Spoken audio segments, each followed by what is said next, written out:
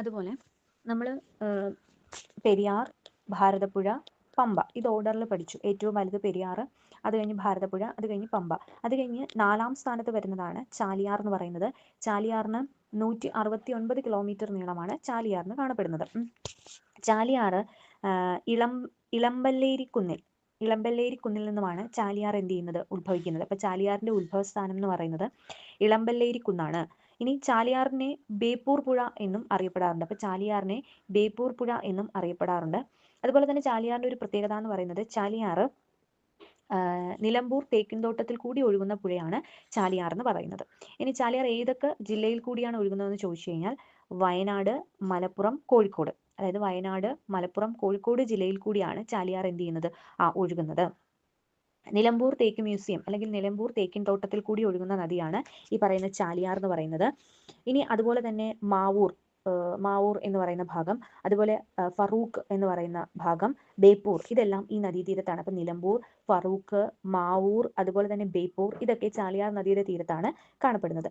ഇനി ഏറ്റവും കൂടുതൽ സ്വർണ്ണ നിക്ഷേപം കണ്ടെത്തിയ ഒരു നദി കൂടിയാണ് ചാലിയാർ എന്ന് പറയുന്നത്. അപ്പോൾ കൂടുതൽ സ്വർണ്ണ നിക്ഷേപം കണ്ടെത്തിയ ഒരു നദിയാണ് ചാലിയാർ എന്ന് പറയുന്നത്. ഇനി അതുപോലെ തന്നെ ചാലിയാറിൽ 1998 ചാലിയാർ സമരം എന്ന പേരിൽ ഒരു സമരം നടന്നു. ഈ ഒരു നദിക്ക് വേണ്ടിയിട്ട് നടക്കുന്ന ആദ്യത്തെ ഒരു സംഘടിത സമരമാണ്. അതായത് വായു ജല മലിനീകരണത്തിനെതിരായിട്ട് ഒരു നദി മലിനീകരണപ്പെടുന്നു എന്നതിന്റെ അടിസ്ഥാനത്തിൽ കേരളത്തിൽ നടന്ന ആദ്യ ഒരു സംഘടിത സമരമാണ് 1998 ചാലിയാർ സമരം എന്ന് പറയുന്നത്. അപ്പോൾ എന്തിനാണെന്ന് ചോദിച്ചു കഴിഞ്ഞാൽ KA റഹ്മാൻ എന്ന് പറയുന്ന ആളാണ് ഇതിന് നേതൃത്വം നൽകിയത്. അപ്പോൾ എന്തിനാണ് ഈ ചാലിയാർ സമരം നടന്നത് എന്ന് ചോദിച്ചു കഴിഞ്ഞാൽ ചാലിയാർ എന്ന് പറയുന്ന ആ ഒരു നദിയുടെ തീരത്തുണ്ടായിരുന്ന റയോൺ എന്ന് പറയുന്ന മാവൂർ ഗ്വാളിയാർ റയോൺ ഫാക്ടറി ഉണ്ടായിരുന്നു. അതായത് മാവൂർ ഗ്വാളിയാർ എന്നറിയപ്പെടുന്ന ഒരു റയോൺ ഫാക്ടറി ഈ പറയുന്ന ചാലിയാറിന്റെ തീരത്തുണ്ടായിരുന്നു. അപ്പോൾ ഈ പറയുന്ന റയോൺ ഫാക്ടറി, അതായത് മാവൂർ റയോൺ ഫാക്ടറി പുറന്തള്ളുന്ന വേസ്റ്റുകൾ ഈ പറയുന്ന വായുമലിനീകരണത്തിനും ചാലിയാർ പുഴയുടെ മലിനീകരണത്തിനും കാരണമാകുന്നു എന്ന് മനസ്സിലാക്കി 1998 ഈ പറയുന്ന മാവൂർ റയോൺ ഫാക്ടറി അടച്ചുപൂട്ടണം, ഗ്വാളിയാർ റയോൺ ഫാക്ടറി അടച്ചുപൂട്ടണം എന്ന ആവശ്യത്തോടു കൂടി 1998 KA റഹ്മാന്റെ നേതൃത്വത്തിൽ നടന്ന ഒരു സമരമാണ്, സംഘടിത സമരമാണ് ഈ പറയുന്ന ചാലിയാർ സമരം എന്ന് പറയുന്നത്. ഈ ചാലിയാർ സമരത്തിന്റെ ഭാഗമായിട്ട് 2000 ഈ പറയുന്ന മാവൂർ ഗ്വാളിയാർ റയോൺ ഫാക്ടറി അടച്ചുപൂട്ടുകയാണ് ചെയ്തത്. അപ്പോൾ അതാണ് ചാലിയാർ പുഴയുമായിട്ട് ബന്ധപ്പെട്ട് നമുക്ക് ഓർക്കാനായിട്ടുള്ളത്. ഇനി ചാലിയാർ കഴിഞ്ഞാൽ അടുത്ത സ്ഥാനം എന്ന് പറയുന്നത് ചാലക്കുടി പുഴയാണ്. അതായത് 5th പൊസിഷനിൽ നിൽക്കുന്നതാണ്, നീളത്തിന്റെ കാര്യത്തിൽ 5ാം സ്ഥാനത്ത് നിൽക്കുന്നതാണ് ചാലക്കുടി പുഴ എന്ന് പറയുന്നത്. അപ്പോൾ ചാലക്കുടി പുഴ എന്ന് പറയുന്നത് കേരളത്തിലെ ഏറ്റവും കൂടുതൽ ജൈവ വൈവിധ്യങ്ങളുള്ള ഒരു പുഴയാണ് ചാലക്കുടി പുഴ. അതുപോലെ തന്നെ ഏറ്റവും കൂടുതൽ മത്സ്യസമ്പത്തുള്ള നദി കൂടിയാണ് ചാലക്കുടി പുഴ. അത്തരത്തിൽ പ്രസിദ്ധമാണ്. ഏറ്റവും കൂടുതൽ ജൈവ വൈവിധ്യങ്ങളുള്ളത്, അതുപോലെ ഏറ്റവും കൂടുതൽ മത്സ്യസമ്പത്തുള്ളത് ചാലക്കുടി പുഴയിലാണ്. 144 കിലോമീറ്ററാണ് ചാലക്കുടി പുഴയുടെ നീളം എന്ന് പറയുന്നത്. അതുപോലെ തന്നെ ചാലക്കുടി പുഴ ഉത്ഭവിക്കുന്നത് പശ്ചിമഘട്ട മലനിരയിലെ ആനമലയിൽ നിന്നും ഉത്ഭവിച്ച് പാലക്കാട്, തൃശ്ശൂർ, എറണാകുളം ജില്ലയിൽ കൂടി ഒഴുകുന്നതാണ്. പാലക്കാട്, തൃശ്ശൂർ, എറണാകുളമാണ്. ചാലിയാർ എന്ന് പറയുന്നത് കോഴിക്കോട് ഉണ്ട്, മലപ്പുറം ഉണ്ട്, വയനാട് ജില്ലകളിൽ കൂടി ഒഴുകുന്നതാണ്. ഈ പറയുന്ന ചാലക്കുടി പുഴ എന്ന് പറയുന്നത് എറണാകുളം ഉണ്ട്, തൃശ്ശൂർ ഉണ്ട്, പാലക്കാടുണ്ട്. അപ്പോൾ ഈ ജില്ലകളിൽ കൂടിയാണ് ചാലക്കുടി പുഴ എന്ത് ചെയ്യുന്നത്, ഒഴുകുന്നത്. ഇനി ചാലക്കുടി പുഴയിലെ ഒരു ജലസേചന പദ്ധതിയുണ്ട്, അതാണ് തുമ്പൂർമുഴി ജലസേചന പദ്ധതി എന്ന് പറയുന്നത്. അപ്പോൾ തുമ്പൂർമുഴി ജലസേചന പദ്ധതി ഏത് നദിയുമായിട്ട് ബന്ധപ്പെട്ടിരിക്കുന്നു എന്ന് ചോദിച്ചാൽ അത് ചാലക്കുടി പുഴയിലാണ് തുമ്പൂർമുഴി ജലസേചന പദ്ധതി എന്ന് പറയുന്നത്. തുമ്പൂർമുഴി. ഇനി നമുക്കറിയാം ഏറ്റവും കൂടുതൽ വെള്ളച്ചാട്ടത്തിന് പേര് കേട്ടിട്ടുള്ളതാണ് ആതിരപ്പള്ളി, വാഴച്ചാൽ, പെരിങ്ങൽകുത്ത് വെള്ളച്ചാട്ടം. അപ്പോൾ ഈ പറയുന്ന ആതിരപ്പള്ളി, വാഴച്ചാൽ, പെരിങ്ങൽകുത്ത് വെള്ളച്ചാട്ടം കാണപ്പെടുന്നത് ചാലക്കുടി പുഴയിലാണ്. അപ്പോൾ ചാലക്കുടി പുഴയിലാണ് ആതിരപ്പള്ളി, വാഴച്ചാൽ, പെരിങ്ങൽകുത്ത് വെള്ളച്ചാട്ടം കാണപ്പെടുന്നത്. വെള്ളച്ചാട്ടം കാണപ്പെടുന്നത് ചാലക്കുടി പുഴയിലാണ്. അതുപോലെ തന്നെ പെരിങ്ങൽകുത്ത് ജലവൈദ്യുത പദ്ധതി അത് കാണപ്പെടുന്നത് എറണാകുളം ജില്ലയിലെ പെരിങ്ങൽകുത്ത് ജലവൈദ്യുത പദ്ധതി, അതും ഈ പറയുന്ന ചാലക്കുടി പുഴയിലാണ്. പിന്നെ അതുപോലെ തന്നെ പീച്ചി, വാഴാനി, ചിമ്മിനി അണക്കെട്ടുകൾ കാണപ്പെടുന്നത് തൃശ്ശൂർ ജില്ലയിലെ പീച്ചി, വാഴാനി, ചിമ്മിനി അണക്കെട്ടുകൾ കാണപ്പെടുന്നതും ചാലക്കുടി പുഴയിലാണ്. അതുപോലെ തന്നെ പറമ്പിക്കുളം വന്യജീവി സങ്കേതത്തിന് അടുത്താണ് ചാലക്കുടി പുഴ ഒഴുകുന്നത്. ചാലക്കുടി പുഴയുടെ തീരത്താണ് പറമ്പിക്കുളം വന്യജീവി സങ്കേതം. അപ്പോൾ ചാലക്കുടി പുഴ എന്തിനൊക്കെ പ്രസിദ്ധമാണെന്ന് ചോദിച്ചു കഴിഞ്ഞാൽ തുമ്പൂർമുഴി ജലസേചന പദ്ധതിയുണ്ട്, അതുപോലെ തന്നെ പെരിങ്ങൽകുത്ത് ജലവൈദ്യുത പദ്ധതിയുണ്ട്. ഇനി പീച്ചി, വാഴാനി, ചിമ്മിനി അണക്കെട്ടുകൾ കാണപ്പെടുന്നുണ്ട്. ആതിരപ്പള്ളി, വാഴച്ചാൽ, പെരിങ്ങൽകുത്ത് വെള്ളച്ചാട്ടവും എവിടെയാണ്, ചാലക്കുടി പുഴയിലാണ് ഉള്ളത്. അപ്പോൾ ഇതാണ് ചാലക്കുടി പുഴയുമായിട്ട് ബന്ധപ്പെട്ട് നമുക്ക് പറയാനായിട്ടുള്ളത്.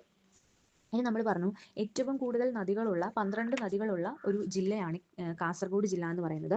അപ്പോൾ കാസർഗോഡ് ജില്ലയെ നദികളുടെ ജില്ല എന്നറിയപ്പെടുന്ന ഒരു ജില്ലയാണ് കാസർഗോഡ് ജില്ല. 12 നദികളാണ് കാസർഗോഡ് ജില്ലയിൽ കൂടി ഒഴുകുന്നത്. അപ്പോൾ ഏറ്റവും കൂടുതൽ നദികൾ ഒഴുകുന്നത് കൊണ്ടാണ് നദികളുടെ ജില്ല എന്ന് കാസർഗോഡിനെ വിളിക്കാനുള്ള പ്രധാനപ്പെട്ട കാരണം എന്ന് പറയുന്നത്. ഏറ്റവും ചെറിയ നദിയായിട്ടുള്ള മഞ്ചേശ്വരം പുഴ അത് കാസർഗോഡാണ്.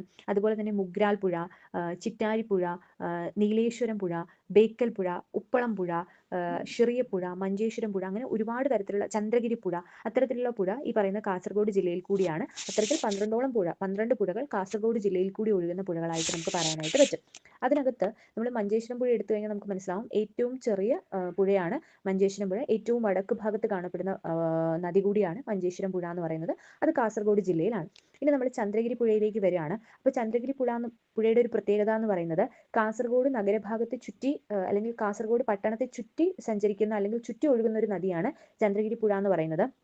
ഈ ചന്ദ്രഗിരി പുഴയെ പഴശ്ശിനി പുഴ എന്നും വിശേഷിപ്പിക്കാറുണ്ട്. അപ്പോൾ ചന്ദ്രഗിരി പുഴയെ പഴശ്ശിനി പുഴ എന്ന് വിശേഷിപ്പിക്കാറുണ്ട്. അതുപോലെ കാസർഗോഡ് പട്ടണത്തെ ചുറ്റി ഒഴുകുന്ന ഒരു പുഴ കൂടിയാണ് ചന്ദ്രഗിരി പുഴ എന്ന് പറയുന്നത്. ഇനി അതുപോലെ തന്നെ കാസർഗോഡിന്റെ മറ്റു പ്രത്യേകതകൾ നോക്കിക്കഴിഞ്ഞാൽ ബേക്കൽ കോട്ട, ഹോസ്ദുർഗ് കോട്ട, ചന്ദ്രഗിരി കോട്ട, അങ്ങനെ കോട്ടകളുടെ നാട് കൂടിയാണ് കാസർഗോഡ്. അതുപോലെ സപ്തഭാഷാ സംഗമ ഭൂമിയാണ് കാസർഗോഡ്. അതായത് 7 ഭാഷകൾ സംസാരിക്കുന്നവർ അവിടെയുണ്ട്. അതായത് മലയാളം, കന്നഡ, തുളു, ബാരി, കൊങ്കിണി, അതുപോലെ തന്നെ മറാത്തി, ഉറുദു പോലുള്ള 7 ഭാഷകൾ സംസാരിക്കുന്ന ആൾക്കാർ തിങ്ങിവസിക്കുന്ന ഒരു പ്രദേശമാണ് കാസർഗോഡ് ജില്ല എന്ന് പറയുന്നത്. കണ്ണൂർ ജില്ലയിലൂടെ ഒഴുകുന്ന ഒരു പ്രധാനപ്പെട്ട നദിയാണ് വളപട്ടണം പുഴ എന്ന് പറയുന്നത്. അപ്പോൾ വളപട്ടണം പുഴ, ആ വളപട്ടണം പുഴയിലാണ് പറശ്ശിനിക്കടവ് മുത്തപ്പ ക്ഷേത്രം അത് സ്ഥിതി ചെയ്യുന്നത് ഈ പറയുന്ന വളപട്ടണം പുഴയിലാണ്. അതുപോലെ നമ്മൾ പഴശ്ശി വിപ്ലവം അല്ലെങ്കിൽ പഴശ്ശിരാജയെ പറ്റിയിട്ടൊക്കെ പഠിക്കുമ്പോൾ പഴശ്ശി ഡാം സ്ഥിതി ചെയ്യുന്നത് വളപട്ടണം പുഴയിലാണ്. അപ്പോൾ അത്തരത്തിലുള്ള പ്രത്യേകതകളുള്ള ഒരു പുഴയാണ് കണ്ണൂർ ജില്ലയിൽ കൂടി ഒഴുകുന്ന വളപട്ടണം പുഴ. അതുപോലെ തന്നെ കണ്ണൂർ ജില്ലയിൽ കൂടിയാണ് തലശ്ശേരി പുഴ, അതുപോലെ തന്നെ മാഹിപ്പുഴ, അഞ്ചരക്കണ്ടി പുഴ, അതൊക്കെ ഈ പറയുന്ന കണ്ണൂർ ജില്ലയിൽ കൂടി ഒഴുകുന്ന പുഴകളാണ്. ഇതൊക്കെയാണ് പ്രധാനപ്പെട്ട പുഴകൾ. ഇനി നമുക്ക് ചില നദികളെ കൂടി, അതായത് എസ്പെഷ്യലി ഈ 44 നദികളിൽ നമുക്ക് എടുത്തു പറയാൻ പറ്റുന്ന ചില നദികളും അവയുടെ പ്രത്യേകതകളും കൂടി പഠിക്കാം. അപ്പോൾ അതിൽ നേരത്തെ പറഞ്ഞ പോലെ വളപട്ടണം പുഴ ഒന്നുകൂടി പറയാം. വളപട്ടണം പുഴ കണ്ണൂർ ജില്ലയിൽ കൂടിയാണ് ഒഴുകുന്നത്. പഴശ്ശി ഡാം സ്ഥിതി ചെയ്യുന്നത് വളപട്ടണം പുഴയിലാണ്. അതുപോലെ തന്നെ ഈ പറയുന്ന പഴശ്ശിനിക്കടവ് മുത്തപ്പ ക്ഷേത്രം അത് സ്ഥിതി ചെയ്യുന്നത് വളപട്ടണം പുഴയുടെ തീരത്താണ്. അതുപോലെ ആറളം വന്യജീവി സങ്കേതം, അത് കേരളത്തിലെ ഏറ്റവും വടക്കേ അറ്റത്തെ വന്യജീവി സങ്കേതമാണ് ആറളം വന്യജീവി സങ്കേതം. അതിനകത്തുകൂടി ഒഴുകുന്ന ഒരു പുഴ ഉണ്ട്. ആ പുഴയാണ് ചീങ്കണ്ണിപ്പുഴ, ബാവലിപ്പുഴ. ഇത് ഈ പറയുന്ന വളപട്ടണം പുഴയുടെ പോഷക നദികളായിട്ട് നമുക്ക് പറയാനായിട്ട് പറ്റും. ഇനി അഞ്ചരക്കണ്ടി പുഴയുണ്ട്. അപ്പോൾ അഞ്ചരക്കണ്ടി പുഴയുടെ തീരത്തുള്ള ഒരു പ്രദേശമാണ് ധർമ്മടം ദ്വീപ് എന്ന് പറയുന്നത്. അപ്പോൾ ധർമ്മടം ദ്വീപ് അഞ്ചരക്കണ്ടി പുഴയുടെ തീരത്താണ് കാണപ്പെടുന്നത്. ഓക്കെ, ഇനി പ്രത്യേകതകൾ ഉള്ള പുഴകളെ മാത്രം, അതായത് പ്രത്യേകതകളുള്ളത് നമുക്ക് മാത്രം നോക്കാം. അതായത് പാപനാശിനി പുഴ എന്ന് പറയുന്നത് മാനന്തവാടി ക്ഷേത്രത്തിനടുത്ത്, അതായത് മാനന്തവാടി എന്ന് പറയുമ്പോൾ മാനന്തവാടി ക്ഷേത്രം അല്ലെങ്കിൽ തിരുനെല്ലി ക്ഷേത്രം, അത് ദക്ഷിണ കാശി എന്നറിയപ്പെടുന്ന ക്ഷേത്രമാണ് തിരുനെല്ലി ക്ഷേത്രം. അപ്പോൾ ഈ ക്ഷേത്രത്തിനടുത്തുകൂടി ഒഴുകുന്നതാണ് പാപനാശിനി പുഴ എന്ന് പറയുന്നത്. ഇനി അതുപോലെ തന്നെ ഏറ്റവും പ്രധാനപ്പെട്ട ഒരു പുഴയാണ് കുറ്റ്യാടിപ്പുഴ എന്ന് പറയുന്നത്. ഈ കുറ്റ്യാടിപ്പുഴയെ മഞ്ഞ നദി എന്നാണ് അറിയപ്പെടുന്നത്. അതുപോലെ തന്നെ കക്കയം അണക്കെട്ട് കാണപ്പെടുന്നത് ഈ പറയുന്ന കുറ്റ്യാടിപ്പുഴയിലാണ്. അപ്പോൾ കുറ്റ്യാടിപ്പുഴയെ മഞ്ഞ നദി എന്നാണ് അറിയപ്പെടുന്നത്. കക്കയം അണക്കെട്ട് കാണപ്പെടുന്നത് കുറ്റ്യാടിപ്പുഴയിലാണ്. അത് കോഴിക്കോട് ജില്ലയിലാണ് ഇത് കാണപ്പെടുന്നത്. അതുപോലെ തന്നെ കോരപ്പുഴയുണ്ട്, അതും കോഴിക്കോട് ജില്ലയിലാണ്. ഇപ്പോൾ കോരപ്പുഴയുടെ കോരപ്പുഴ എന്തുകൊണ്ടാണ് പ്രത്യേകമായിട്ട് മാറുന്നതെന്ന് ചോദിച്ചു കഴിഞ്ഞാൽ വില്യം ലോഗന്റെ മലബാർ മാനുവലിൽ പ്രതിപാദിക്കുന്ന ഒരു പുഴയാണ് കോരപ്പുഴ എന്ന് പറയുന്നത്. വില്യം ലോഗന്റെ മലബാർ മാനുവലിൽ പ്രതിപാദിക്കുന്ന ഒരു പുഴയാണ് കോരപ്പുഴ എന്ന് പറയുന്നത്. അപ്പോൾ ഇത് കുറ്റ്യാടിപ്പുഴയും കോരപ്പുഴയും ഈ പറയുന്ന കോഴിക്കോട് ജില്ലയിലാണ് കാണപ്പെടുന്നത്. ഓക്കെ, മഞ്ഞ നദി എന്നറിയപ്പെടുന്നതാണ് ഇത് കുറ്റ്യാടിപ്പുഴ എന്ന് പറയുന്നത്. മഞ്ഞ നദി എന്നാണ് അറിയപ്പെടുന്നത്. ഇനി അടുത്തത് മൂവാറ്റുപുഴയാറിന്റെ പ്രത്യേകത എന്ന് ചോദിച്ചു കഴിഞ്ഞാൽ ഏറ്റവും കൂടുതൽ ജില്ലകളിൽ കൂടി ഒഴുകുന്ന നദിയാണ് മൂവാറ്റുപുഴയാർ എന്ന് പറയുന്നത്. ഏറ്റവും കൂടുതൽ ജില്ലകളിലൂടെ ഒഴുകുന്ന നദിയാണ് ഏതെന്ന് പറയുന്നത് മൂവാറ്റുപുഴയാർ. അടുത്തൊരു നദിയാണ് തൊടുപുഴയാർ എന്ന് പറയുന്നത്. അപ്പോൾ തൊടുപുഴയാറിന്റെ പ്രത്യേകത എന്ന് പറയുന്നത് ഒരിക്കലും വറ്റാത്ത കേരളത്തിലെ ഒരു നദിയാണ് തൊടുപുഴയാർ എന്ന് പറയുന്നത്. ഒരിക്കലും വറ്റാത്ത കേരളത്തിലെ ഒരു നദിയാണ് ഈ പറയുന്ന തൊടുപുഴയാർ എന്ന് പറയുന്നത്.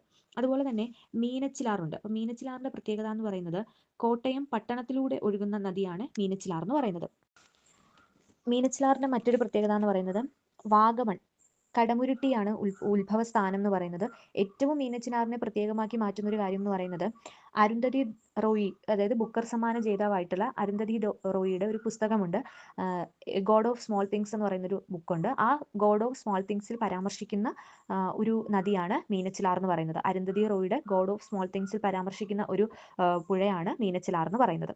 അതുപോലെ തന്നെ ഈ പറയുന്ന മീനച്ചിലാറ് മീനച്ചിലാറിനെ ഗൗണാർ, അതുപോലെ കവനോഗ്, വളഞ്ഞാർ, കവണാർ എന്നീ പേരുകളിലൊക്കെ അറിയപ്പെടാറുണ്ട്. ഗൗണാർ, കവനോഗ്, വളഞ്ഞാർ, കവനാർ എന്നീ പേരുകളിലൊക്കെ അറിയപ്പെടുന്നത് ഏതാണ്? ഈ പറയുന്ന മീനച്ചിലാറിനാണ്. ഏറ്റവും പ്രധാനപ്പെട്ട മീനച്ചിലാറിന്റെ ഒരു കേസ് എന്ന് പറയുന്നത് കോട്ടയം പട്ടണത്തെ ചുറ്റുന്നു. അതിനോടൊപ്പം തന്നെ അരുന്ധതി റോയിയുടെ ഗോഡ് ഓഫ് സ്മോൾ തിങ്സ് എന്ന് പറയുന്ന ബുക്കിൽ പരാമർശിക്കുന്ന ഒരു നദിയാണ് ഈ പറയുന്ന മീനച്ചിലാർ. അത് ഇമ്പോർട്ടന്റ് ആണ്.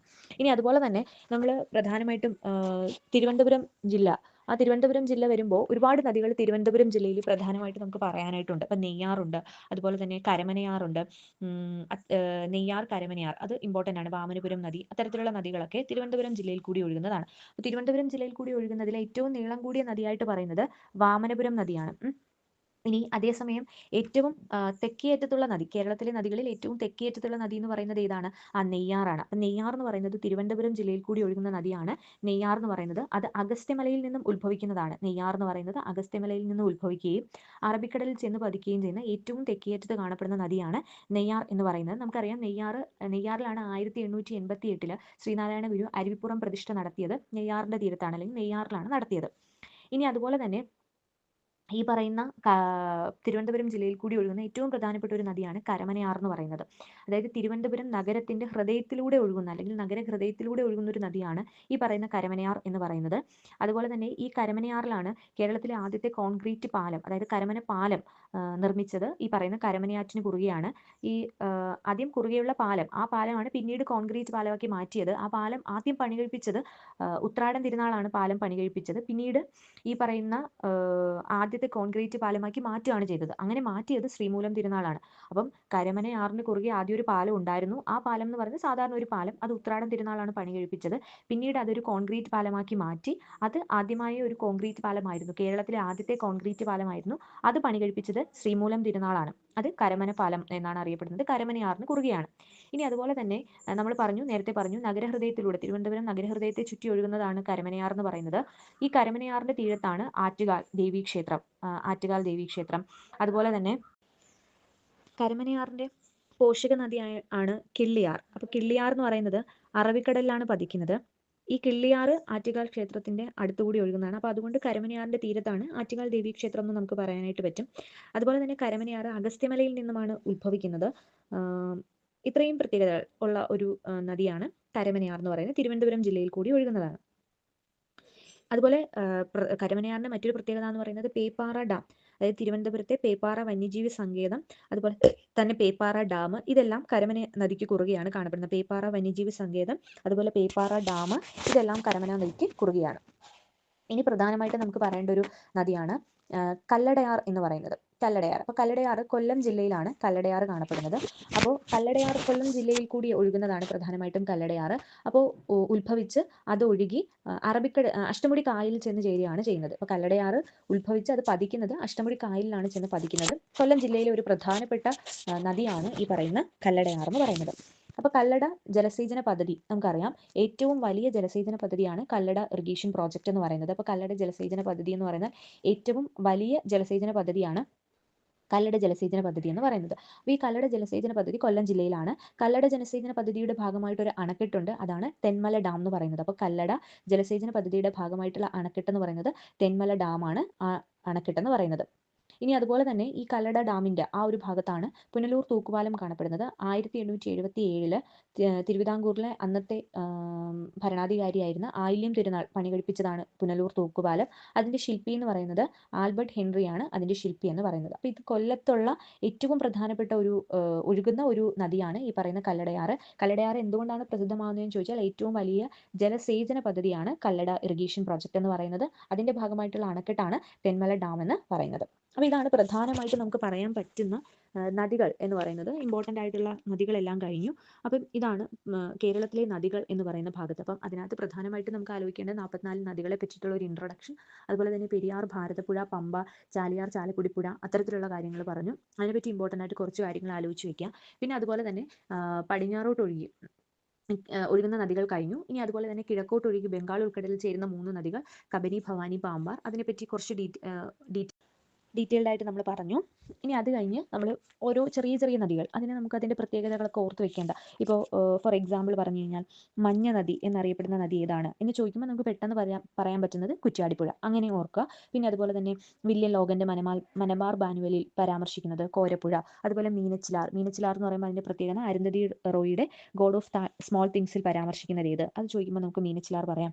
ചന്ദ്രഗിരി പുഴ, അതായത് കാസർഗോഡ് പട്ടണത്തെ ചുറ്റുന്നതാണ് ചന്ദ്രഗിരി പുഴ എന്ന് പറയുന്നത്. അതുപോലെ തന്നെ വളപട്ടണം പുഴ എന്ന് പറയുമ്പോഴത്തേക്ക് ഈ പറയുന്ന പറശ്ശിനിക്കടവ് മുത്തപ്പ ക്ഷേത്രം, അതുപോലെ പഴശ്ശി ഡാം സ്ഥിതി ചെയ്യുന്നത് വളപട്ടണം പുഴയിലാണ്. അപ്പോൾ അത്തരത്തിൽ ചില പ്രത്യേകതകൾ വരുന്ന പുഴകളെ പറ്റി നമ്മൾ ഓർത്ത് വെച്ചിരിക്കുക. അത്തരത്തിലുള്ള കാര്യങ്ങൾ നമ്മൾ പറഞ്ഞു കഴിഞ്ഞു.